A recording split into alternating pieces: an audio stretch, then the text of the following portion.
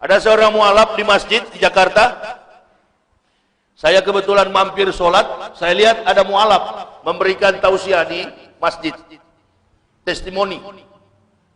Dia berikan kesaksian dan dia katakan, saya masuk Islam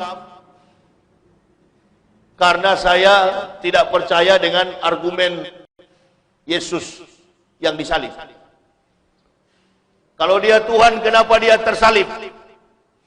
Itu yang membuat saya masuk Islam. Ini argumen ini kalau ketemu pendeta-pendeta yang kaliber, ini argumen masih bisa dibalik oleh pendeta. Dan saya sekolah barang itu sampai doktor. Kalau ada orang Islam bertanya kepada pendeta, kenapa kalau dia Tuhan dia tergantung di kayu salib? Pendeta kaliber kalau dia memang hebat dia akan jawab, yang kami umat Kristen imani bukan ketuhanan yang ada pada manusia Yesus, tetapi keilahian yang tersembunyi di dalam manusia Yesus. Jadi argumen itu masih bisa dibantah oleh orang-orang kafir di luar sana, oleh orang Kristen. Bahkan sampai kita umat Islam ini setuju. Asumsi kita kalau Isa itu adalah Yesus. Begitu kan Pak Ustaz? Yesus adalah Isa, Isa adalah Yesus.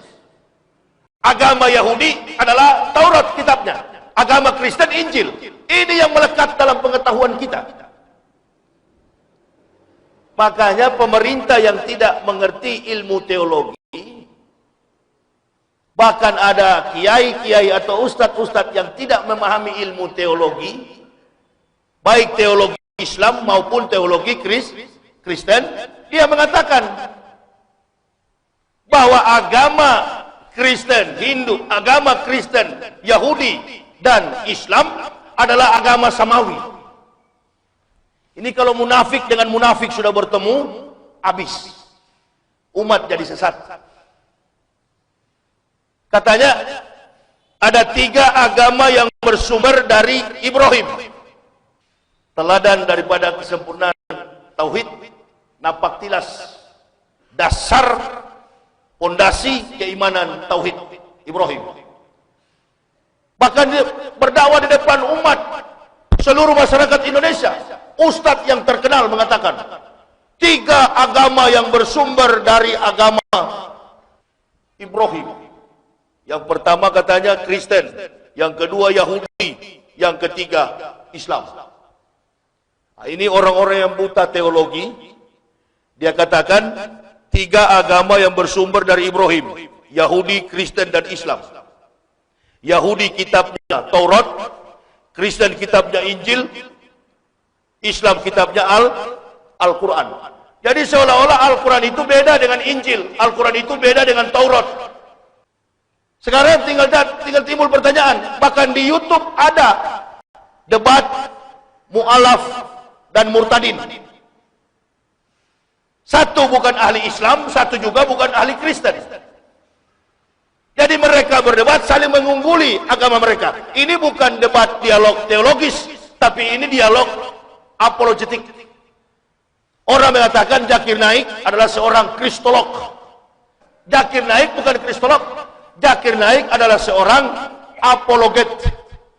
Orang yang kuat mempertahankan keyakinan, bukan eksklus. Orang yang kuat mempertahankan keyakinan di atas keyakinan orang lain, itu yang disebut dengan ilmu apologetika. Jadi kalau Zakir Naik bukan kristolog, karena Zakir Naik tidak pernah menempuh pendidikan teologi Kristen. Jadi tidak cocok kalau disebut sebagai seorang kristolog. Kutipan-kutipan ayat yang dari Bible diambil oleh Zakir Naik, dibandingkan dengan Bible, dengan Quran, Holy Quran, lalu dia padukan, dia lihat perbedaan yang begitu jauh antara langit dan bumi. Nah, ini bukan kristolog, ini perbandingan. Kalau di Kristen disebut dengan sola scripture, bahwa kebenaran itu bermula dari teori. Nah, kalau di Islam disebut dengan apokalipsis atau wahyu. Dibuktikan di antara kedua kitab ini, eksegesi, etika, logika, estetika. Ini saya agak menjelaskan ilmiah sedikit. Kenapa? Karena saya tahu bagaimana konsumsi orang Muhammadiyah. Mengukur benarnya suatu agama itu tidak berdasarkan pada asumsi atau keyakinan yang melekat pada seseorang. tingkat fanatisme. Oh, saya fanatis beragama Kristen. Kenapa kau fanatis? Karena dari silsilah keturunan saya memang Kristen dan saya fanatis terhadap agama Kristen. Fanatis boleh fanatis. Ada istilah kita di Indonesia, jangan fanatis buta, fanatis tapi luas. Beberapa hari ini kan saya ceramah. Saya mengatakan saya siap mati di jalan Allah. Karena melihat situasi politiknya begini, memang harus ada ustadz yang berani berhadapan dengan kematian. Itu bukan asumsi. Bukan asumsi. Karena sudah membaca banyak sekali janji-janji di dalam Al-Quran. Dan sudah terbukti berdasarkan apa?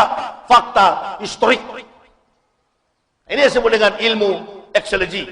Etika, logika, estetika. Mengukur salah dan benarnya suatu agama harus melandaskan pada pengakuan eksegesi. Benar tidaknya suatu agama bukan dari perasaan, bukan dari asumsi. Sama dengan orang masuk Islam. Dia masuk Islam bukan karena dia bermimpi, bukan. Dijelaskan begitu jelas oleh Allah. Laqad ansalna ayatin mubainatin. Kata Allah, sesungguhnya kami sudah menurunkan ayat-ayat yang memberi penjelasan.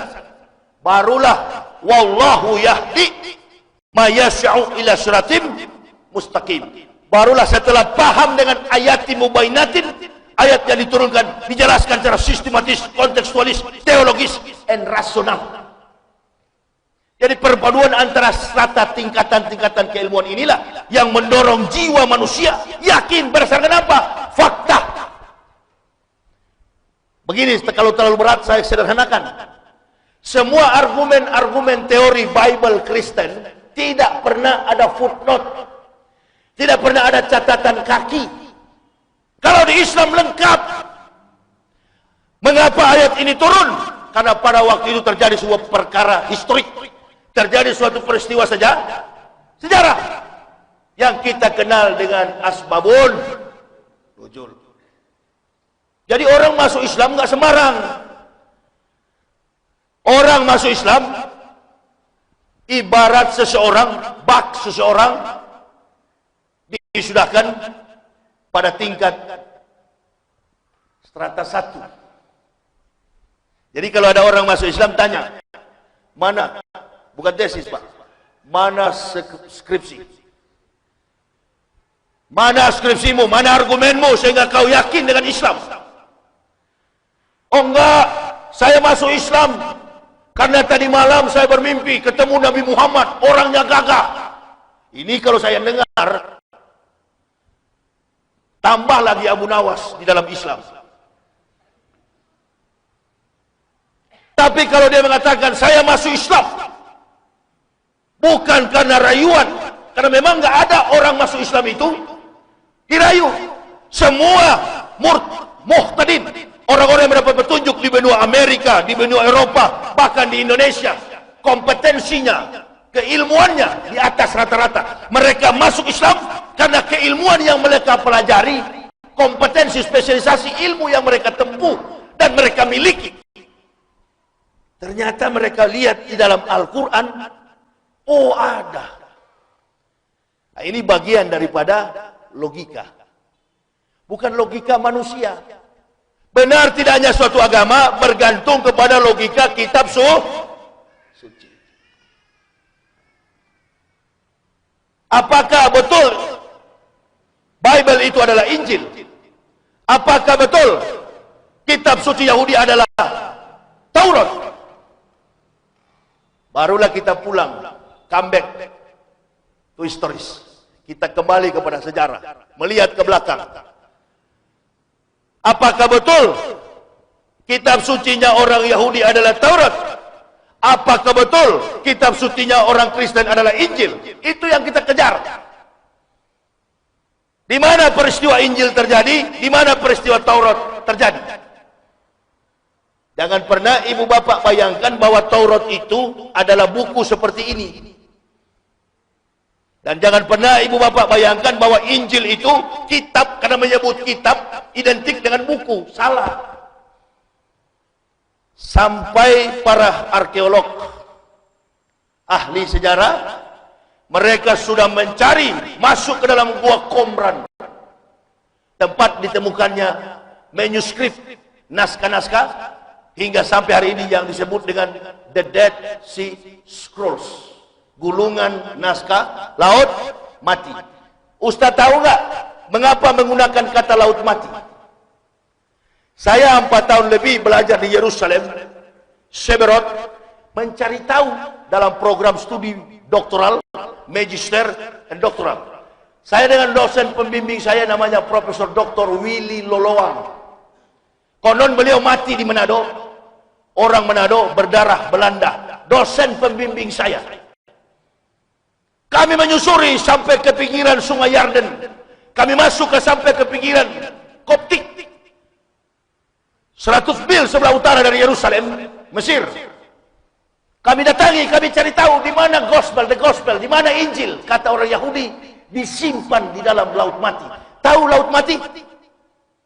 Kita lempar sesuatu benda di atas laut mati, benda yang berat, atau manusia yang tidak bisa berenang, kita lempar di tengah laut mati, orang tidak akan tenggelam karena kadar garamnya tinggi. Kata Yahudi, Injil itu disimpan di dalam dasar laut. Apa betul itu? Kata profesor saya, dosen bimbing saya, jangankan kita orang Kristen, sedangkan Tuhan Yahudi tipu. Karena ustadz-ustadz orang Kristen, bahkan pendeta-pendeta di luar sana, mereka menganggap kitab yang mereka pegang itu the gospel, Injil. Ambil kitab suci Kristen, lihat di depannya kalau ada Injil. Kalau kita cetakan Quran, ditulis Holy Quran. Quran ditulis Holy Quran. Wahyu. Footnote-nya, begitu kita buka ayat-ayatnya, ada footnote di bawah, catatan-catatan kaki. Membenarkan sebuah perkara historik, membenarkan sebuah sejarah. No history, no truth, no truth, no theory. No theory, no science. Tidak ada sejarah maka tidak ada ilmu, tidak ada sejarah maka tidak ada kebenaran. No history, no truth. Tidak ada sejarah, tidak ada kebenaran. Tidak ada kebenaran maka tidak ada teori, dan tidak ada teori maka tidak ada ilmu pengetahuan. Percaturan logika di atas kemampuan logika, tersusunlah kata membentuk kalimat, kalimat menjadi alinea, alinea menjadi bab, bab menjadi sebuah kitab yang kita sebut sekarang buku. Tapi dulu bukan buku. Taurat itu dalam kebenaran sejarah, Taurat itu adalah 2 loh batu yang kembar yang diberikan Allah Ta'ala kepada Musa di bukit Tursina. Musa, aku berikan kepadamu Taurat ini atau itu ini atau itu umat Muhammadin, nur aini kaila yadurhum julmatani.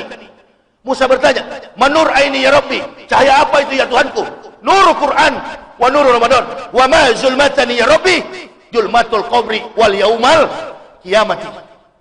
Jadi ketika Allah berikan Taurat kepada Musa di gunung Tursina, bukit Tursina, Allah nubuahkan, Allah berfirman, Allah katakan dari semak-semak. Karena hanya 2 nabi yang face to face dengan pencipta, hanya 2 nabi yang berhadapan dengan Allah Subhanahu wa taala, Rabbul Alamin, Nabi Musa dengan Nabi Muhammad sallallahu alaihi wasallam. Jadi ketika Allah berikan Taurat ini, Musa Taurat, 2 loh batu kembar, 5 and 5, yang disebut dalam studi teologi Kristen the 10 commandments, 10 perintah Tuhan kepada Bani biadab, Bani Israel. Saya tidak hubungkan Israel dengan Yahudi yang sekarang, karena Yahudi yang ada saat ini gennya sama dengan orang Arab. Yahudi yang ada sekarang ini itu asimilasi antara Arabian dan Romawi.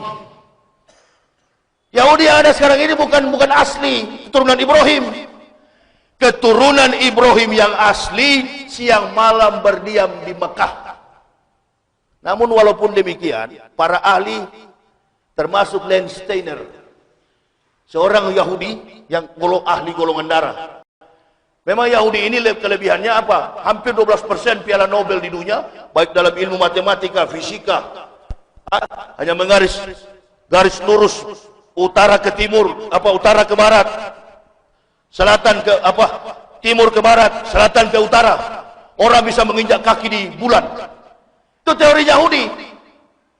Albert Einstein. Nah, Lance Steiner ini adalah ahli golongan darah. Kalau tidak ada Yahudi, kita nggak tahu mana bapak kita, mana ibu kita. Ilmu genetik. Tidak ada silsilah yang identik dengan Yahudi dan Kristen. Kalau kita bicara tentang peristiwa silsilah para nabi. Oh, saya sekolah ke sana dulu, saya mengerti dulu di Israel. Saya lihat bagaimana orang Yahudi beribadah.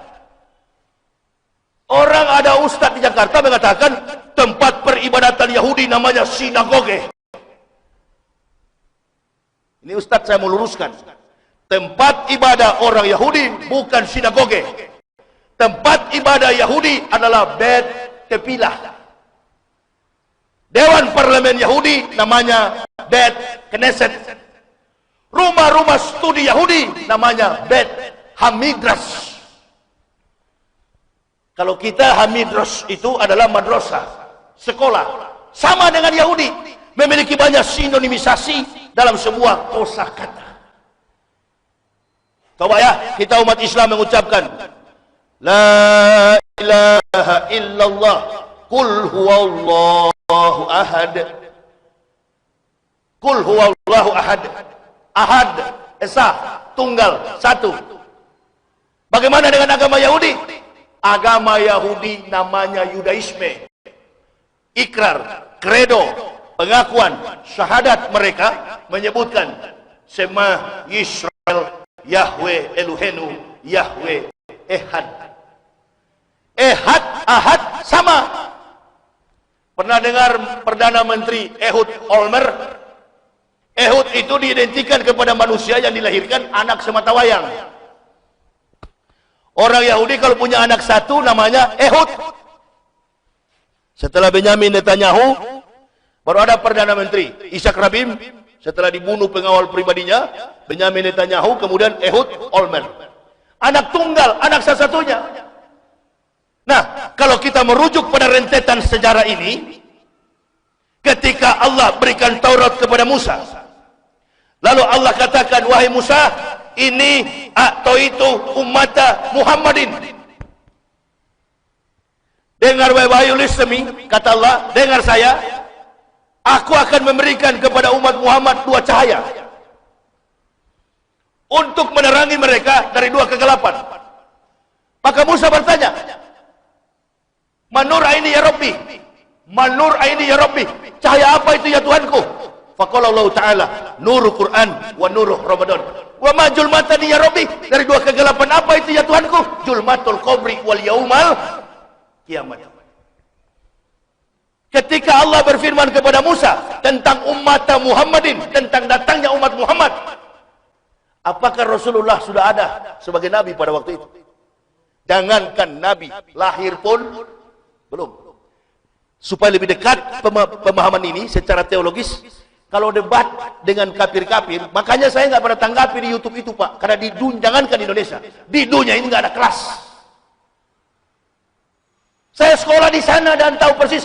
Kalau Ustadz Somad lama di Maroko, saya lama di bangsa biadab sana. Saya ambil supaya lebih dekat lagi di dalam Quran surah As-Saff ayat yang ke-6. Wa'id sekolah Isa ibnu Maryama, ya bani Israila, ini Rasulillah ilaikum musaddiqan lima baina yadaya minat Taurat wa basyiran bi rasulil ya'ti min barismuhu Ahmad. Waktu Nabi Isa menyampaikan nubuah, risalah, informasi tentang datangnya Ahmad bin Abdullah, Nabi Muhammad SAW, apakah Rasulullah sudah ada atau belum pada waktu itu? Waktu Nabi Isa menyampaikan nubuah, qala ini Abdullahi ataniyal kitabah wa ja'alani nabiyya. Saya ini, kata Isa, hamba Allah. Allah ataniyal kitab, memberi aku kitab. Give me Bible, give me gospel. Memberi aku kitab. Wa ja'alani nabiyya, the messengers of prophets, dan mengutus aku sebagai nabi, bukan sebagai Tuhan. Jokowi berangkat ke Korea Selatan 2 minggu. Waktu Jokowi berada di Korea Selatan, istana negara kosong atau ada Jokowi? Pada waktu dia pergi ke Korea Selatan berarti istana kosong. Yang dimaksud dengan teologi sungsang, teologi sesat, teologi berbohong, teologi menipu, itu yang dilakukan Kristen. Katanya Tuhan sudah turun dalam bentuk dan rupa manusia. Ini saya kasih contoh jangan jauh-jauh, kopi. Ini kopi dari beberapa campuran, tapi kalau kopi yang sebenarnya bukan ini. Kopi yang sebenarnya itu ada di kebun dan dia punya buah, robusta, arabica dan lain sebagainya. Sesuai dengan para ahli yang akan meneliti. Kopi berarti biji-bijian kopi.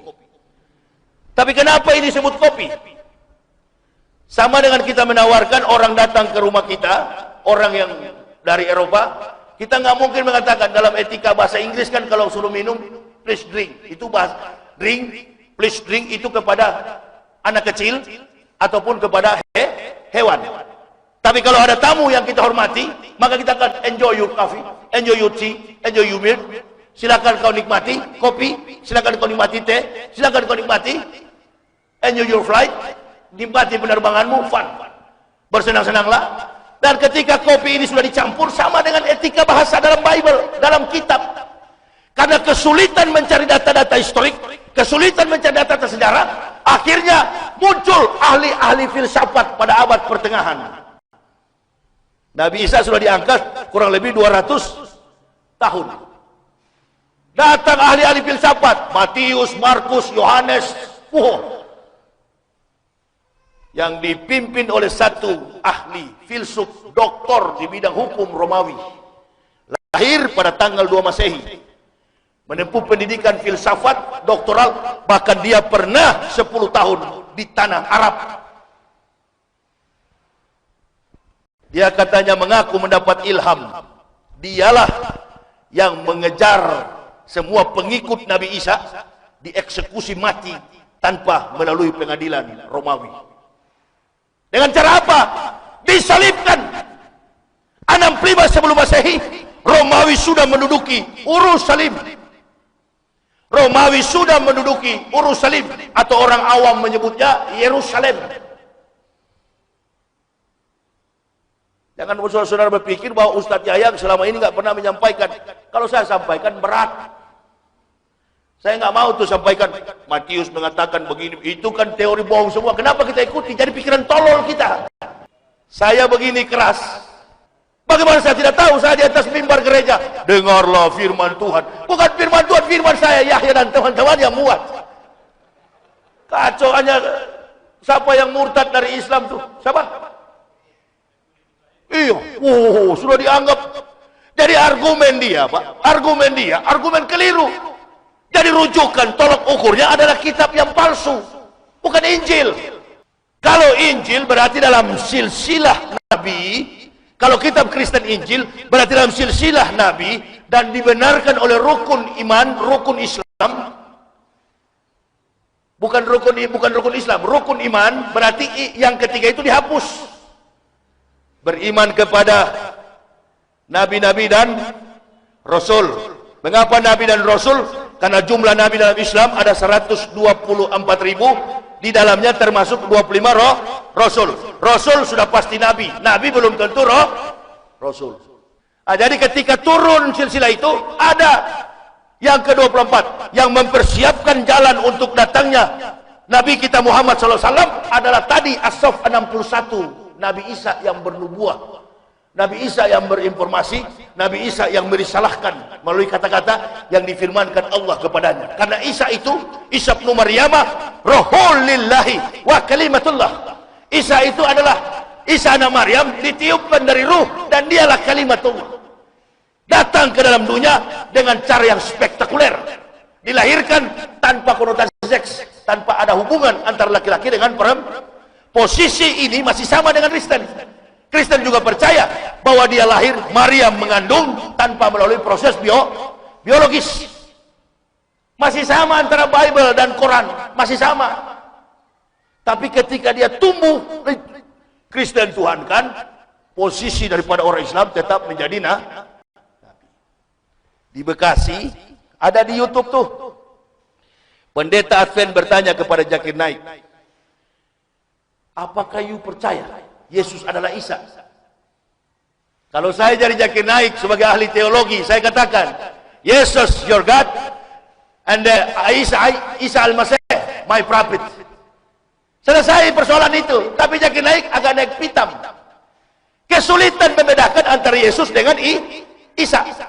Contoh yang sangat sederhana, secara gamblang, secara simple, logik, dengan logika sederhana. Mengetahui seseorang benar atau tidak, kita kembali kepada sejarah. Studi apa? Antropologi linguistik. Belajar antropologi linguistik, budaya dan bahasa. Bapak tanya, bertemu orang, berkenalan, tinggal di Riau, Bambang. Berkenalan, nama Syahrul. Berkenalan, nama Mulyono. Secara antropologi, Mulyono identik dengan, walaupun ada di Riau. Nah, antara Yesus, Isa, Yesus Mesias dikaji secara historik. Begitu kalau debat teologis. Makanya saya tidak mau tanggapi argumen Kristen terhadap saya, karena saya tahu mentah semua. Saya tidak suka berdebat di atas teori, apalagi teori alegoris. Boleh debat teori, tapi teori historik, sistematis, teologis, dan rasionalis. Baru saya turun debat, dan lawan tanding saya bukan pendeta-pendeta di gereja ini yang dari Amerika sana turun kemari. Bangga ibu bapak, bangga, insya Allah bangga kalau dapat ustadz begini, bangga. Bukan seperti yang lain-lain cuma bicara amplop, ceramah, kalau tidak dikasih amplop meraju. Maaf Pak Ustadz, itu barangkali yang bikin rusak nih ustadz-ustadz punya pikiran. Dia lihat-lihat Ustadz Somad kesana kemari diundang. Makanya tuh di Jawa sana itu antara dukun yang kiai beda-beda tipis. Jamaah juga mau percaya, apalagi ibu-ibu tuh. Suka-suka percaya. Betul Bu? Guntur Bumi panggil Ustadz, Maulana dipanggil Ustadz. Di Makkah Madinah, orang dipanggil Al-Ustadz, Al-Mukarram wal-Muhtaram, doktor ke atas. Indonesia ini terlalu murah, kritis dong. Makanya kenapa saya ceramah di Muhammadiyah begini, polarisasi ceramah saya, argumen ilmiah. Cari tahu kenapa namanya berubah menjadi Yesus, Musa jadi Moses, Ibrahim jadi Abraham. Dalam bahasa asli penyebutan di mana Isa dilahirkan, namanya bukan Yesus, namanya bukan Isa. Di Bethlehem, Baitlam, atau kita sebut Bethlehem. Saya tadi menyebut Urusalim adalah Yerusalem. Karena penulisan abjad Ibrani, level Hebreu, dia tidak menggunakan vowel. Semuanya konsonan. Alef, Bet, Gimel, Dalet, He, Waw, Sayin, Ket, Tet, Yot, Kaf, Lamet, Mem, Nun, Samek, Ayin, Pesade, Konfresi, Shim, Tong. Kanan ke kiri. Penulisan abjad Ibrani menggunakan konsonan, huruf mati. Kalau kita di Islam, huruf gundul, tak ada baris. Ada level Ibrani tanpa baris, dia hanya menggunakan simbol. Nah, bahasa itu, Ustadz, tidak dipakai dalam pergaulan hari-hari orang Yahudi. Karena konsumsi bahasa ibu orang Yahudi. Orang Yahudi kalau bahasa hari-hari bertemu, dia menggunakan speak Arabic. Dia menggunakan bahasa Arab. Yahudi dengan Arab ini periksa gennya sama. Sama, Yahudi Arab ini sama. Jadi kalau dia hajar tuh dia hantam Palestina, itu perang saudara mereka. Ente ngapain di Indonesia ribut mau ke sana bawa parang? Orang sama-sama mereka satu gen dari silsilah Ibrahim. Makanya ketika Nabi Muhammad datang, ahli kitab, ahli Taurat, pendeta-pendeta, apa yang disebut dulu? Imam, rabi-rabi. Pendeta dalam istilah Yahudi itu rabi. Dia nggak menggunakan, baknya tidak tebal, rabi. Ya, rabi. Jadi ketika datang di situ, mereka protes. Ada anak muda di Mekah. Dari kecil disaksikan oleh Bukhairah dan Waraqah bin Naufal, pamannya Siti Khadijah, adalah ahli kitab, konon pendeta Yahudi yang mentranslate Taurat ke dalam bahasa Arab. Dulu bukan Arab, Aramik, Aram. Karena dari Palestina itu negeri kelahiran Ibrahim alaihissalam. Allah perintahkan, Ibrahim, tinggalkanlah negerimu, pergilah kamu ke lembah Makkah yang tandus dan gersang. Kenapa Ibrahim diperintahkan ke Makkah dan tandus dan gersang? Karena orang Yahudi tidak mau mengakui agama Islam. Yahudi itu suka hura-hura.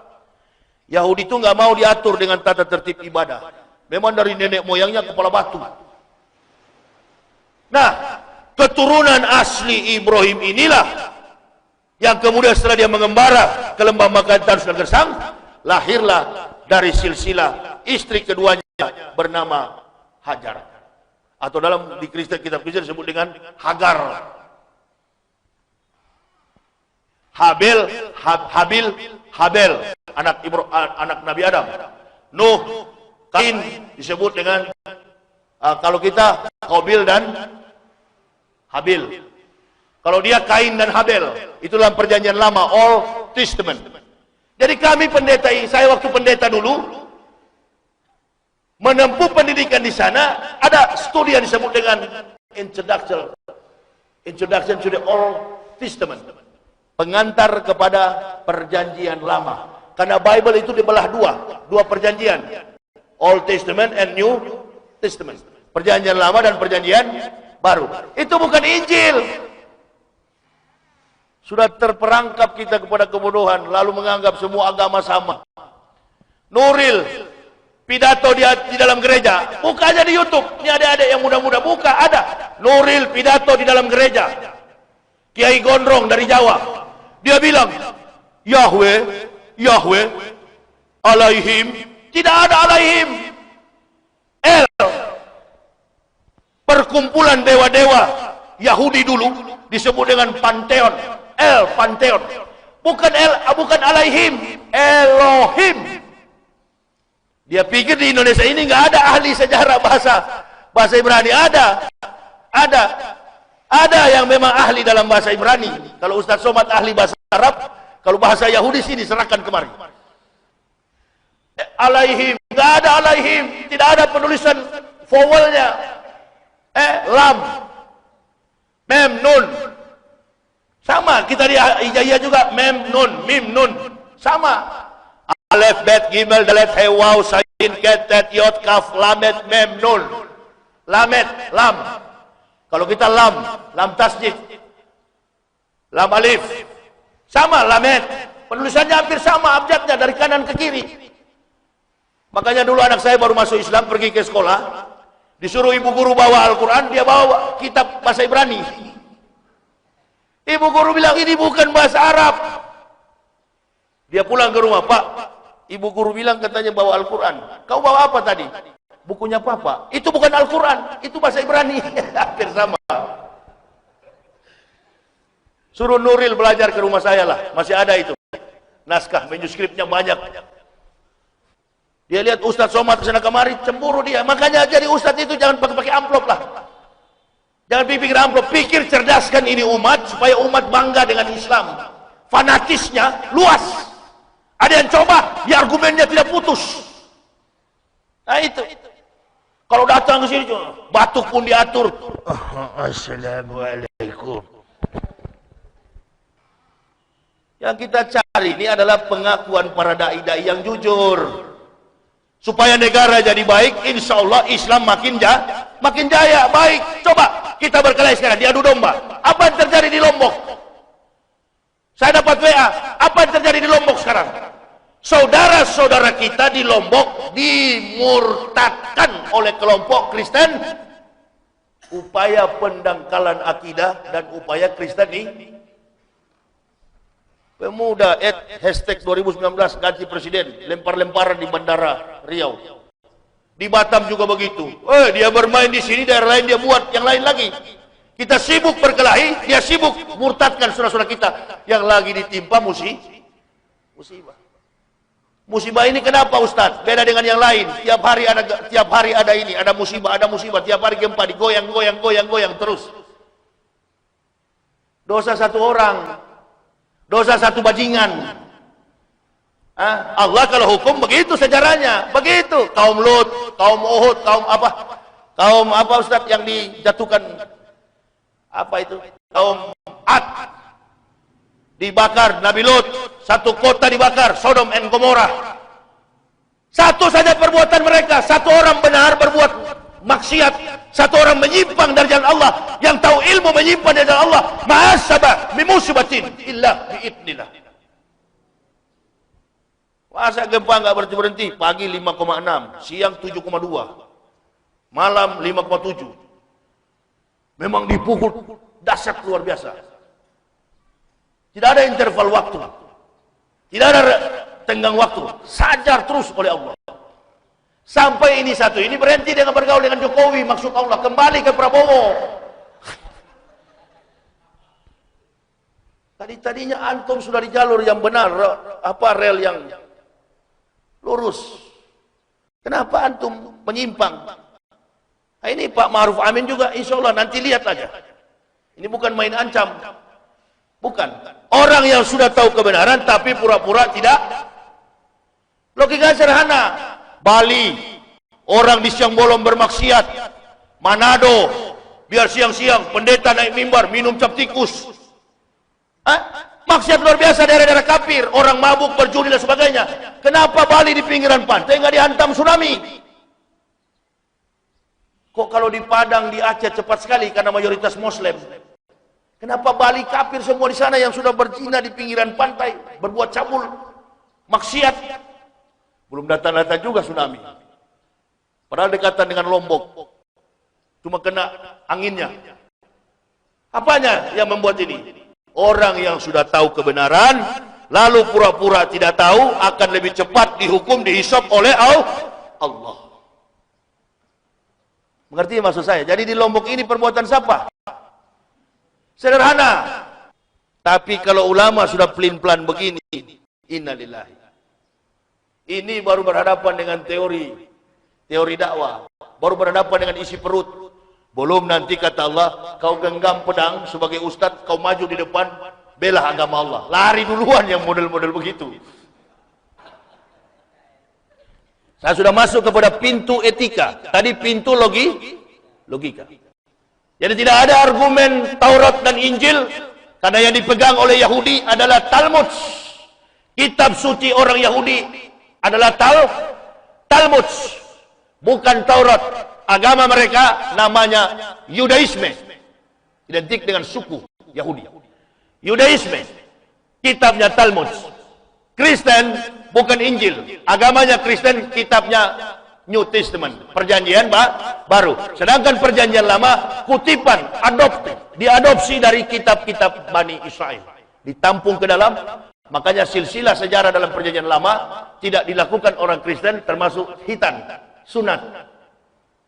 Kalau orang Kristen betul-betul percaya kepada Nabi, mereka sunat. Dan setiap tahun mereka merayakan kurban Nabi Ismail. Kristen ini kitabnya penuh ekstremis, sentimen kuat sekali kepada Nabi Muhammad. Memang mereka benci. Makanya Allah katakan yang paling keras, la tazidana asadana si adawata lillazina amanul yahuda wallazina asyraku. Yang paling keras permusuhannya dengan orang-orang beriman adalah Yahudi dan musyrik. Itu. Jadi enggak semua juga orang Kristen benci orang Islam, enggak. Banyak juga orang Kristen yang simpati dengan Islam. Contohnya saya, dulu mau masuk Islam di bulan Ramadan tahun 2006. Sebelum saya masuk Islam di bulan Ramadan itu, saya tunggu ustaz ceramah dari pagar masjid. Parkir mobil saya dengar. Cucilah harta kita. Bersihkan harta kita. Tak berpikir, apa harta dibersihkan? Cuci pakai sabun apa? Bersihkan harta kita di bulan Ramadan ini. Zakat. Saya bilang filsafatnya tinggi sekali ini Ustaz. Begitu dia keluar masjid, saya tanya, Ustaz, kuliah filsafat di mana? Ini Pak Pendeta. Iya, saya mau tanya, Kamu kuliah filsafat di mana? Dia bilang, enggak, saya di pesantren dulu. Bukan kuliah. Pesantren tahfiz Quran. Cuci harta itu maksudnya apa? Cuci harta itu bersihkan harta. Harta itu artinya yang dari jalan yang tidak ikhlas, yang dari jalan yang tidak baik, dibersihkan. Karena ini bulan kesucian, bulan Ramadan, bulan yang penuh maghfirah. Kau bisa datang ke rumah saya? Biar kita dialog. Nggak berani saya ke sana pendeta, ada anjing.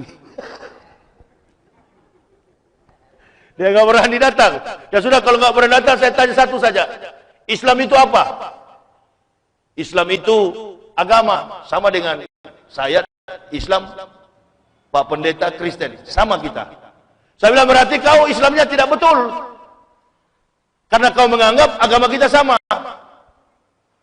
Berarti kau tidak betul. Ustadz, saya sudah 8 tahun belajar Al-Quran. Saya lari dari Irian, dan saya bawa semua Al-Quran. Ada di kamar saya, di Toli-Toli itu. Waktu itu di Toli-Toli. Ustadz, agama kamu lebih benar daripada agama saya. Berarti kau tidak betul. Menangis dia, baru dia lari. Dia menangis, dia pergi. Malu barangkali. Besok saya cari dia lagi, saya tunggu dia. Ternyata bukan ustadz itu, ustadz lain lagi. Apa istilahnya, tausiah?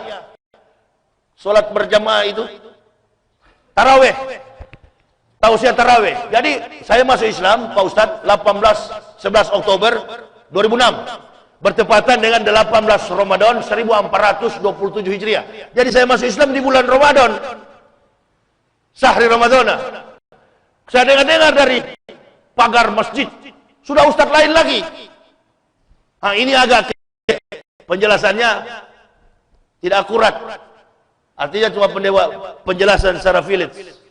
Masalah-masalah kampung, masalah-masalah etika, moral, rumah tangga. Saya nggak tertarik, saya pulang. Saya tunggu yang satu ini. Ternyata memang dia SPDI, Sarjana Pendidikan Islam. Dia datang besok, saya tanya lagi, apa itu Islam? Duh, maaf pendeta, saya mau cepat pulang ini. Jadi nggak direspon saya. Oh, saya bilang, kalau begini, saya tidak bisa berharap penjelasan orang. Saya belajar sendiri. Besok, 1 hari, 2 hari, 1 minggu, saya turun dari mobil. Saya duduk di teras masjid. Dia lagi sholat tarawih. Saya tunggu-tunggu begini. Keluar ibu-ibu, mungkin batal wudhu, dia mau ke toilet. Saya jaga di depan toilet. Assalamualaikum. Dia nggak jawab. Ini Pak Pendeta kan? Iya. Ibu, saya mau tanya dulu. Boleh nggak saya belum masuk Islam, tapi saya masuk ke dalam, ikut sama-sama sujud. Gerakannya saya sudah lihat. Dipegang di, saya bilang begitu, dipegang di dengkul sini, sujud, ruku. Sudah saya lihat dari tadi, saya sudah tahu gerakannya. Tidak bisa Pak, harus masuk Islam dulu Bapak, disunat. Oh begitu ya? Iya, enggak, sekarang saya mau ikut, boleh tidak? Nggak jadi, sholat tarawih waktu itu bubar. Orang yang ada di Toli-Toli saya menganggap itu gila. Tersebar kabar ada pendeta sudah gila. Nah inilah yang tersebar di masyarakat sampai hari ini. Itu Yahya Waloni, itu pendeta gila, jangan percaya. Nah, saya juga nggak marah karena yang mengatakan saya gila orang-orang kalau marah nanti sama-sama jadi apa? Jadi gila. Jadi saya bilang, saya biarin. Istri saya marah-marah sama saya. Gara-gara kau baca-baca Al-Quran, sudah malu kami, kata istri saya. Itu orang-orang di pasar di mana-mana sudah cerita-ceritakan kamu itu masuk masjid. Nanti ketua sinode akan datang ke sini beberapa puluh pendeta.